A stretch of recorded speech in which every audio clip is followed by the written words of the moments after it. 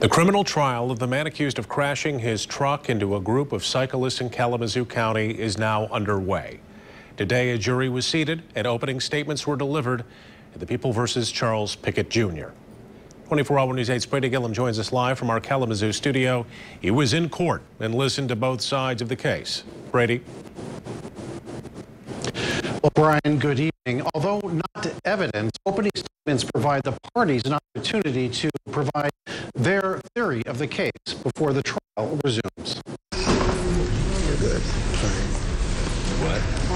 Right off the bat, the prosecution told the jury the evidence in the criminal trial will show how Charles Pickett Jr. ran his truck into a group of cyclists north of Kalamazoo, killing 5 and seriously injuring 4. Mr. Pickett entered their life sudden and abruptly, without warning. These 9 people were run over from behind. The prosecutor said Pickett took a handful of pills and left a nearby hotel about an hour before the crash. Painkillers and muscle relaxers would be found in Pickett's blood, the prosecutor said. A friend who was with Pickett shortly before he left in his truck that fateful night said Pickett was in a bad mood.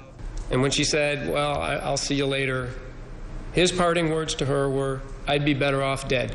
The prosecutor said an accident reconstructionist will testify that Pickett was driving nearly 60 miles per hour in a 35-mile-an-hour zone, and there were no visible signs of braking until after he hit the first cyclist. Start with the presumption of innocence. The defense shared its own theory of the case during the opening statement, admitting Pickett crashed his truck into the cyclists. There's more elements than that.